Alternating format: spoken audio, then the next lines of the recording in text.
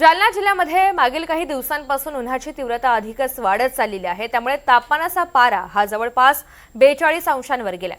त्यामुळे नागरिकांबरोबरच आता शेतकऱ्यांच्या फळबागांना देखील याचा तडाखा बसतोय।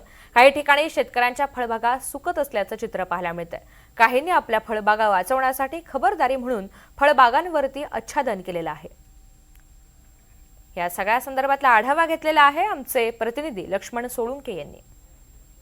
आपण जर बघितलं तर गेल्या अनेक वर्षापासून जालना जिल्ह्यातल्या शेतकऱ्यांना कधी आसमानी तर कधी सुलतानी संकटाचा सामना करावा लागत आहे। आपण जर बघितलं तर गेल्या महिन्यात ज्या 2 महिन्यामध्ये आहे अवकाळीनं जालना जिल्ह्यातल्या फळबाग उत्पादक शेतकऱ्यांना मोठा तडाखा दिलेला होता आणि त्यातूनच काही शेतकऱ्यांनी ह्या फळबागा वाचवल्या होत्या। मात्र त्यातच आता उष्णतेची मोठी लाट निर्माण झालेली आहे। त्यामुळे शेतकऱ्यांना या ज्या डाळिंबाच्या बागा आहेत त्या वाचवण्यासाठी या ठिकाणी आपल्याला धडपड करताना पाहावं लागत आहे। कारण की आपण जर बघितलं तर उष्णाचं तापमान मोठ्या प्रमाणात वाढलेलं आहे आणि त्यामुळे डाळिंब उत्पादक शेतकरी अडचणीत सापडलेला आहे। कारण की या उन्हाच्या उष्णतेमुळे डाळिंबाच्या जे फळधारणा झालेली आहे यावर मोठ्या प्रमाणात आता डाग पडायला सुरुवात झालेली आहे। आपण जर बघितलं तर ही चांगल्या प्रकारची फळधारणा झालेली असताना यावर आता उष्णतेचा परिणाम होतोय आणि उन्हाचा प्रकाश यावर पडतो, त्यामुळे यावर डाग पडायला सुरुवात झाली। त्यामुळे शेतकऱ्यांनी या संपूर्ण डाळिंबाच्या बागाला आता या ठिकाणी आच्छादन करायला सुरुवात केलेली आहे। आपण बघू शकतो की या ठिकाणी आपल्यासोबत हे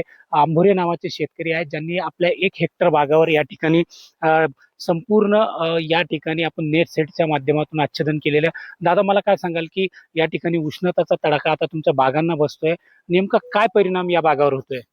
या बागावर उष्णतेमुळं बुरशीनाशक आपलं हे जे करप्या हे रोग समजा येऊ राहिले, तर याच्यातून काय होऊ राहिलं, करप्या किंवा बुरशी हे प्रादुर्भाव वाढू राहिला उन्हानं आणि मग तेलाचं प्रमाण थोडं वाढू राहिलं।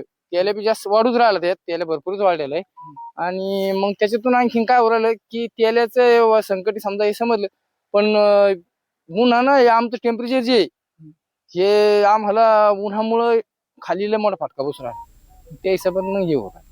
मला सांगा, तुम्ही हे आच्छादन केलेलं याला एकूण किती खर्च आला आणि किती 1 हेक्टरच्या आसपास तुम्ही आच्छादन केले, त्याला किती खर्च आलेला आहे आणि आता या आच्छादनामुळे या बागांना काय संरक्षण मिळत आहे?